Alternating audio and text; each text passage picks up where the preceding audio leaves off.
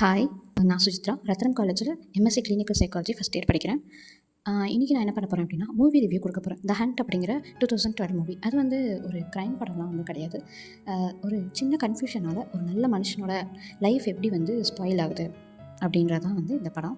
இதில் வந்து மெயினாக லூக்கஸ் அப்படிங்கிறது தான் வந்து மெயின் கேரக்டர். ஸோ அவரோட லைஃப் எப்படி ஒரு இதில் மாறுது, ஒரு சின்ன கன்ஃப்யூஷனில் மாறுது அப்படிங்கிறத பற்றி பார்க்குறது தான். ஸோ லூக்கஸ் வந்து ஒரு கிண்டர் கார்டன் டீச்சர் தான். ஸோ ரொம்ப டீசெண்டான ஆள், காமாக இருப்பார், ரூல்ஸை ஃபாலோ பண்ணுற டைப்பு. டைவர்ஸும் ஆயிடுச்சு. அவருக்கு ஒரு பையன் இருக்குது, மார்க்கஸ் அப்படிங்கிற ஒரு பையன் இருக்கான். ஸோ டைவர்ஸ் ஆனதுக்கப்புறம் அவங்க ஒய்ஃப் வந்து அவங்க பையனை பார்க்கவே விடக்கூடாது அப்படின்னு சொல்லி பையனை வந்து கூட்டிகிட்டு போயிட்டாங்க. பார்க்கவும் விடுறதும் கிடையாது. ஸோ அந்த மாதிரி லைஃப் வந்து ரொம்ப சிம்பிளாக தனிமையாகவே வந்து நல்லா போயிட்டுருக்கு. ஸோ இந்த டைமில் லூக்கஸ்க்கு வந்து ஒரு நல்ல பெஸ்ட் ஃப்ரெண்டு இருக்கார். எல்லாத்தையும் ஷேர் பண்ணிக்கிற மாதிரி ஒரு நல்ல பெஸ்ட் ஃப்ரெண்ட் இருக்கார், தியோ அப்படிங்கிறவர். அவருக்கும் கல்யாணம் ஆகி 2 குழந்தைங்க இருக்காங்க. கிளாரான்னு ஒரு 5 வயசு பொண்ணு, அண்ட் கிளாராக்கு ஒரு அண்ணா, 2 பேர் இருக்காங்க. அது மாதிரி லூக்கஸ்க்கும் வந்து ஒரு பையன் இருக்காங்க. ஸோ இவங்கெல்லாம் தான் வந்து மெயின் கேரக்டர். இந்த கதையோட மெயின் பேஸே வந்து இவங்கெல்லாம் தான். லூக்கஸ் அப்படிங்கிறவர் கிட்ஸ்னாலே வந்து ரொம்ப இந்த மாதிரி சேஃப்டி சொல்லிக் கொடுக்குறது, குட் டச் பேட் டச் சொல்லிக் கொடுக்குறது, அந்த மாதிரி ஒரு நல்ல விதமான ஒரு ஆள் தான். இந்த கிளாரா அப்படிங்கிற பொண்ணை வந்து எப்போவுமே வந்து இவர் தான் வந்து ஸ்கூலுக்கு கூட்டிகிட்டு வரது எல்லாமே இவர் தான் வந்து பண்ணுவார். ஒரு நாள் வந்து வீட்டுக்கு வந்து விடும்போது கிளாரா என்ன பண்ணியிருக்கு, இந்த மாதிரி அவருக்கு வந்து கிஸ் பண்ணியிருக்கு. கிஸ் பண்ணவும் அவர் வந்து தடுத்துட்டு, இந்த மாதிரிலாம் பண்ணக்கூடாது, இனிமேல் யார்கிட்டையும் இந்த மாதிரி பண்ணக்கூடாது, இது தப்பு அப்படின்னு சொல்லி குட் டச் பேட் டச் சொல்லிக் கொடுக்குறாரு. அதுக்கப்புறம் அந்த பொண்ணு வந்து சரி ஓகே அப்படின்னு சொல்லிட்டு அது ஒரு குழப்பத்திலே வந்து எதுவுமே புரியாமல் குழப்பமாகவே வந்து போயிருந்திருக்கு. இதுக்கு நடுவில் வந்து கிளாராவுக்கு வந்து தனியாக வந்து இன்னொரு இன்சிடென்ட் என்ன நடந்திருக்குன்னா, இந்த மார்க்கஸ் அப்படிங்கிற லூக்கஸோட பையன் வந்து ஒரு நாள் என்ன பண்ணிடுவாங்க, இந்த மாதிரி பார்க்க வருவான். அவங்க அம்மா கிட்ட போய் சொல்லிவிட்டு லூக்கஸ் வந்து பார்க்க வந்துடுவான். வரும்போது தியோவோட பையனும் இந்த லூக்கஸோட பையனும் மார்க்கஸும் என்ன பண்ணுவாங்கன்னா, இந்த மாதிரி அந்த கிளாரா கிட்ட வந்து பேசும்போது தப்பான ஏதோ ஒரு ஃபோட்டோ, அந்த வீடியோ அந்த மாதிரி ஏதாவது காமிச்சிருவாங்க. அந்த பொண்ணு அதை பார்த்துட்டு அது ஏற்கனவே அது ஒரு கன்ஃபியூஷனில் இது என்னென்னே புரியாமல் இருக்குது. இந்த டைமில் லூக்கஸும் வந்து இந்த மாதிரி இதெல்லாம் பண்ணக்கூடாது, இப்படி இருக்கணும் அப்படி இருக்கணும்னு சொல்ல அந்த பொண்ணு வந்து ஒரு மாதிரி கன்ஃபியூஷன் ஸ்டேட்டில் போயிடுச்சு. இந்த மாதிரி என்னன்னே புரியாமல் ஒரு இதில் குழப்பத்தில் இருந்திருக்கு. திடீர்னு என்ன பண்ணிடுச்சு, கிளாரா வந்து அவங்க அம்மா கிரெத்தா கிட்ட வந்து இந்த மாதிரி எனக்கு லூக்கஸை பிடிக்கவே இல்லை, அவர் என்கிட்ட வந்து தப்பாக நடந்துக்கிட்டாரு அப்படின்னு சொல்லி ஒரு மாதிரி சொல்லவும், அவங்களும் வந்து கொஞ்சம் கூட யோசிக்காமல் இந்த மாதிரி அப்படியா, இனிமேல் அவன்கிட்ட பேசாத, அவன்கிட்ட வந்து தள்ளி ஏறு அப்படி இப்படின்னு சொல்லி அவங்க என்ன பண்ணிட்டாங்க, ஸ்கூலில் போய் கம்ப்ளைண்ட் பண்ணிட்டாங்க. இந்த மாதிரி லூக்கஸ் வந்து என் பொண்ணுக்கிட்ட இந்த மாதிரி தப்பாக நடந்துட்டான், சின்ன குழந்தைங்களுக்கு வந்து சேஃப்டியே கிடையாது அப்படின்னு சொல்லி இந்த மாதிரி ஸ்கூல்லலாம் கம்ப்ளைண்ட் பண்ணி அவரை ஸ்கூலில் கூப்பிட்டு இந்த மாதிரி நீங்கள் வராதிங்க, இந்த மாதிரி உங்கள் மேலே ஒரு கம்ப்ளைண்ட் வந்திருக்கு, ஒரு சின்ன பொண்ணுக்கிட்ட நீங்கள் வந்து தப்பாக நடந்துக்கிட்டதுனால அப்படின்னு சொல்லி அவரும் வந்து குழப்பத்திலே ஒன்றும் புரியாமல் இல்லை நான் இது பண்ணலை அப்படின்னு சொல்லி அவங்க நம்பாமல் இல்லை இந்த பிரச்சனை முடியிருக்கு வராதிங்க அப்படின்னு சொல்லி 2 நாள் லீவ் எடுத்துக்கோங்க அப்படின்னு சொல்லி இது கோர்ட் வரைக்கும் இந்த பிரச்சனை போயிடுச்சு. கிளாராவை வந்து கூப்பிட்டு வந்து உட்கார வச்சிருப்பாங்க ஸ்கூலில். அங்கே வந்து ஸ்கூலில் வந்து ஒரு சைக்காலஜிஸ்ட் இருப்பாங்க, ஸ்கூல் சைக்காலஜிஸ்ட். அவங்க வந்து இந்த மாதிரி கிளாரா கிட்ட வந்து கேட்டிருக்காங்க, இந்த மாதிரி திரும்ப வந்து கேள்வி கேட்டிருக்காங்க.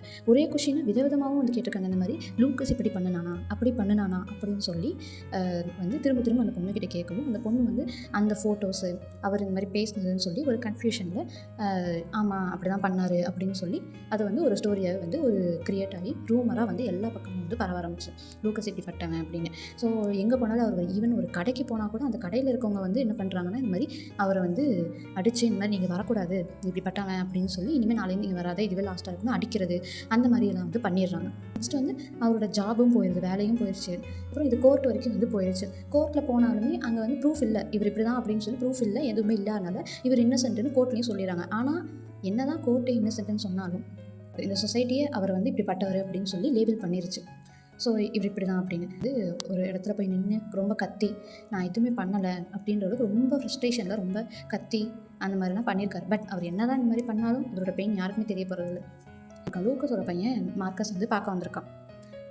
அவன் வந்து இதை பார்த்துட்டு அப்பா இப்படி இருக்காருன்னு சொல்லி ரொம்ப கஷ்டப்பட்டு உங்களுக்கா இப்படி ஒரு நிலைமை அப்படின்னு ரொம்ப ஃபீல் பண்ணிவிட்டு என்ன பண்ணுவான்னா, அவரோட ஃப்ரெண்டு வீட்டு தியோ வீட்டுக்கு போயிடுவார், கிளாரா வீட்டுக்கு. ஸோ அங்கே தியோ கிட்ட வந்து இந்த மாதிரி பேசுவார், இந்த மாதிரி எங்கள் அப்பா அப்படிலாம் கிடையாது, நீங்கள் கொஞ்சம் யோசிச்சு என்ன ஏதுன்னு பாருங்கள், அவங்களால தான் எங்கள் அப்பாவுக்கு ஹெல்ப் பண்ண முடியும் அப்படி இப்படின்னு சொல்லி அவர் ஃப்ரெண்டுமே வந்து சொல்கிறாரு. இந்த மாதிரி சின்ன பொண்ணு எப்படிங்க போய் சொல்லும் அப்படின்னு வந்து சொல்லிடுறாரு. ஸோ சின்ன பொண்ணு சொல்கிறது தான் நம்பி தானே ஆகணும், அந்த பொண்ணு அந்த இடத்துல இருந்திருக்கு, நாங்கள் எப்படி நம்பாமல் இருக்க முடியும் அப்படின்னு சொல்லியும் மார்க்கஸ் வந்து இல்லை எங்கள் அப்பா அப்படிப்பட்டவர் கிடையாது, அவர் ரொம்ப நல்லவர், அப்படி பண்ணியிருக்க வாய்ப்பே இல்லை, நீங்கள் கொஞ்சம் யோசிச்சு பாருங்கன்னு சொல்லி ரொம்ப ஃபீல் பண்ணி அழுதுட்டு போயிடுறாரு. அப்புறம் வந்து அந்த தியோ அவர் என்ன பண்ணுறாரு, அவரோட பொண்ணு தூங்கிட்டு இருக்க டைமில் போய் உட்காந்து பக்கத்தில் உட்காந்துருக்காரு, மாதிரி ஃபீல் பண்ணிவிட்டு யோசிச்சுட்டே வந்து இந்த மாதிரி லூக்கஸ் அப்படி பண்ணியிருப்பானா இல்லையா, இருந்தாலும் சின்ன குழந்தை அப்படி போய் சொல்லுமா அப்படின்ற மாதிரி அந்த ஒரு தாட்லேயே வந்து கன்ஃபியூஷனில் போய் உட்காராரு. திடீர்னு கிளாரா வந்து கண்ணை முழிச்சு பார்த்துட்டு இந்த மாதிரி இல்லை நான் தப்பாக சொல்லிட்டேன், அவர் மேலே எந்த தப்புமே கிடையாது, நான் தான் இந்த மாதிரி சொன்னேன் அப்படின்னு அந்த பொண்ணு வந்து சொல்லிடுது. உடனே என்ன பண்ணாலும் இல்லை, அப்புறம் இது வந்து எல்லா இடத்துலையுமே வந்து அவர் வந்து இன்னசென்ட்டுன்னு வந்து ஒரு கட்டத்தில் எல்லோரும் நம்பினாங்க, இல்லை அவர் கரெக்டானவர் தான் அப்படின்னு. லூக்கஸ்க்கு வந்து எல்லாருமே வந்து நம்புவாங்க, அவர் அப்படிப்பட்டவர் கிடையாது அப்படின்னு சொல்லி எல்லோரும் நம்பிட்டு எல்லாருமே வந்து பேசுவாங்க, எல்லாருமே வந்து சாதுவாக பழகுவாங்க. அவங்க ஃப்ரெண்டு தியோ எல்லாருமே வந்து நல்லா பேசுவாங்க. கிளாராக்கிட்டேயும் வந்து அவர் நல்லா பேச ஆரம்பித்தார். அவங்களும் நல்ல ஒரு ரிலேஷன்ஷிப்பில் நல்ல இதாக இருந்தாங்க. அப்புறம் லூக்கஸ்க்கு வந்து ஒரு பழக்கம் இருக்குது, இந்த ஹண்டிங் பண்ணுற பழக்கம், வேட்டையாடுறது. எதையாவது வேட்டையாடிட்டு வந்து சாப்பிட்டு ஃப்ரெண்ட்ஸ் கூட என்ஜாய் பண்ணது, அந்த மாதிரி ஒரு பழக்கம். ஒரு நாள் அவர் அந்த மாதிரி ஹண்ட் பண்ண போகும்போது, வேட்டையாட போகும்போது எங்களுக்கும் வந்து யாரோ சுட்டுருவாங்க. ஸோ சுடும்போது அவர் மேலே படாது, அவர் போயிட்டுருக்க வழியில் ஒரு மரத்து மேலே வந்து அந்த மாதிரி பட்டுரும். அவர் தப்பிச்சிடுவார். அவர் அப்படியே வந்து சாஞ்சு உட்காந்துருவார். ஸோ இதுலேருந்து என்ன தெரியுதுன்னா, என்ன தான் அவர் வந்து இந்த மாதிரி நல்லவர் அப்படின்னு சொல்லி ப்ரூவ் பண்ணாலும், முதல்ல சொசைட்டியில் அவருக்கு என்ன லேபிள் பண்ணாங்களோ அதுதான் வந்து கடைசியில் அப்படி ஆயிடும். ஒரு சின்ன கன்ஃபியூஷன் தான் அவரோட லைஃப்பையே வந்து டோட்டலாக வந்து மாற்றி அவரை வந்து ஒரு ட்ராமாக்குள்ளேயே வந்து கொண்டு போயிடுச்சு. அவரோட ட்ராமாவே இந்த படத்தில் வந்து ஒரு யாருக்குமே கண்ணுக்கே தெரியாத மாதிரி ஒரு ட்ராமாவாக வந்து கொண்டு வந்திருப்பாங்க. அவருக்கு ட்ராமா இருந்திருக்கும், ஆனால் அது நம்ம கண்ணுக்கு தெரியாத மாதிரி அவரோட பெயின் எதுவுமே வந்து தெரிஞ்சிருக்காது அவ்வளோக்கும். ஸோ என்னை பொறுத்த வரைக்கும் என்னோடய பாயிண்ட் ஆஃப் வியூவில் நான் என்ன சொல்ல வரேன்னா, அந்த சின்ன பொண்ணு சொல்கிறது கரெக்டு தான் அப்படின்றத நம்பக்கூடாதுன்னு நான் சொல்லலை. ஆனால் சின்ன குழந்தைங்க என்றைக்காவது பொய் சொல்லாமல் இருந்திருக்காங்களா? ஒரு சின்ன விஷயத்தில் நம்ம வந்து அவங்கக்கிட்ட வந்து கோவப்பட்டோம், இல்லை ஏதோ ஒன்று பிடிக்காத பண்ணிட்டோம்னாலே நம்மக்கிட்ட வந்து இந்த மாதிரி கோவப்படுறது, சண்டை போடுறது, அந்த மாதிரி பண்ணாமல் அவங்க மூஞ்சி தூக்கிட்டு போகிறது, இந்த மாதிரி பொய் சொல்கிறது அப்படின்னு நிறையா இருக்குது. ஸோ ஒரு சின்ன பொண்ணு பொய் சொல்லவே சொல்லாது அப்படின்னு நீங்கள் வந்து சொல்லக்கூடாது. அதே மாதிரி அந்த பொண்ணு உண்மையை தான் சொல்லும் அப்படின்றது வந்து சொல்லக்கூடாது. என்னை பொறுத்த வரைக்கும் குழந்தைங்கனாலே வந்து பொய் சொல்லுவாங்க, சில நேரம் சொல்லாமலும் இருக்கலாம். அந்த பேரண்ட்ஸ் வந்து ஒரு நிமிஷம் வந்து கொஞ்சம் அந்த பொண்ணு வந்து என்ன சொல்ல வருது அப்படின்றத கொஞ்சம் பொறுமையாக, இப்படி உண்மையாகவே நடந்துச்சா அப்படின்னு கொஞ்சம் பொறுமையாக வந்து ஹேண்டில் பண்ணி, இந்த மாதிரி ஸோ அவர் இப்படி தான் பண்ணினாரா, இல்லை அங்கே உண்மையாகவே என்ன நடந்துச்சு நீயே சொல்லு அப்படின்னு கொஞ்சம் பொறுமையாக அந்த பொண்ணுக்கிட்ட வந்து பேசியிருந்தா கண்டிப்பாக இப்படி ஒரு நல்ல மனுஷனோட வாழ்க்கை இப்படி போயிருக்காரு. இப்போது அவர் என்ன தான் அவர் உண்மையாகவே நல்லவராக இருந்தாலும் இன்னும் அவர் மேலே இருக்க லேபிள், அந்த தப்பான ஒரு பேர் வந்து இன்னுமே வந்து அழியாமல் தான், சொசைட்டியில் அழியாமல் தான் இருக்குது. ஸோ அவர் என்ன தான் அப்படி இருந்தாலும் ஒரு சிலவங்க பயப்பட தான் செய்கிறாங்க. ஒருவேளை அது உண்மையாது அப்படின்னு ஒரு மாதிரி அவங்களுக்குள்ளேயே ஒரு பயம், இவர் வந்தாலே அப்படின்னு அந்த ஒரு நார்மல் கனெக்ஷன் இருந்தது போயிடும். ஸோ குழந்தைங்கள கொஞ்சம் பார்த்து பேம்பர் பண்ணி, இந்த மாதிரி எது குட் டச் பேட் டச்லாம் சொல்லி கொடுத்து, எது நல்லது எது கெட்டது, எந்த டைமில் அவங்கள எப்படி வந்து கேள்வி கேட்டு அவங்கள சரியாக புரிஞ்சுக்கிறது, அவங்க என்ன சொல்ல வராங்கன்னு புரிஞ்சுக்கிறது, உண்மையாக என்ன நடந்துச்சுன்னா அவங்ககிட்ட பொறுமையாக ஹேண்டில் பண்ணி கேட்டிருந்தா இந்த மாதிரி வந்து கண்டிப்பாக நடந்திருக்காது. ஸோ என்னென்னா இதில் வந்து அந்த ஸ்கூல் சைக்காலஜிஸ்ட் வந்து இந்த மாதிரி கேள்வி கேட்பார். அந்த பொண்ணுக்கு வந்து பதிலே சொல்ல விடாமல் திரும்ப திரும்ப நோண்டி நோண்டி அவர் அந்த பொண்ணுக்கிட்ட வந்து இவர் இப்படி தான் பண்ணினாரா அப்படின்னு ஜட்ஜ் பண்ணி அப்படி தான் பண்ணியிருப்பான்றது அவரே நம்பி அவன் அப்படி தான் பண்ணியிருப்பான் அப்படின்னு சொல்லி அந்த பொண்ணுகிட்ட கேட்டு அந்த பொண்ணு அந்த ஃபோட்டோஸ், அந்த தப்பான ஃபோட்டோஸ் ஒரு கன்ஃபியூஷனில் இருந்து இவர் இப்படி சொன்னார் அதுக்கும் புதுசாக புரிஞ்சுக்காம, ஸோ ரெண்டும் மிக்ஸ் பண்ணி அது ஒரு இதாக சொல்லி அது சின்னதாக ஒரு அதோட கற்பனையிலேருந்து கன்ஃபியூஸ் ஆகி பயத்துலேருந்து வெளியே வந்து இப்படி ஒரு தப்பான வார்த்தையாக வந்துருச்சு. ஸோ அப்படி அந்த மாதிரி அவர் அப்படி வந்து கேட்டிருக்கக்கூடாது. என்னை பொறுத்த வரைக்கும் அந்த மாதிரி கேள்விகளை திரும்ப கேட்குறது, இப்படி தான் ஜட்ஜ் பண்ணி கேட்குறது அவர் பண்ணாமல் இருந்திருந்தா கண்டிப்பாக வந்து என்ன உண்மையோ அது வந்திருக்கும்.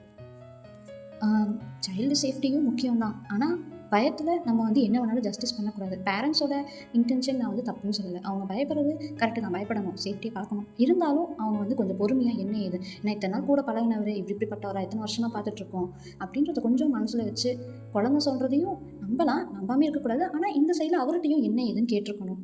ஸோ அந்த மாதிரி பண்ணியிருந்து பொறுமையாக அதை ஹேண்டில் பண்ணியிருந்தா இப்படி ஒரு நல்ல மனுஷனோட வாழ்க்கை. அவர் என்ன தான் இப்படி ப்ரூவ் பண்ணாலும் கடைசியில் அவரோட உயிருக்கே ஆபத்து வருது. இந்த மாதிரி எவனோ ஒருத்தர் இன்னுமே வந்து அப்படியே நினச்சிட்டே இருக்கான், ஒரு சொசைட்டி வந்து இப்படி இன்னுமே வந்து நினச்சிட்டே தான் இருக்குது.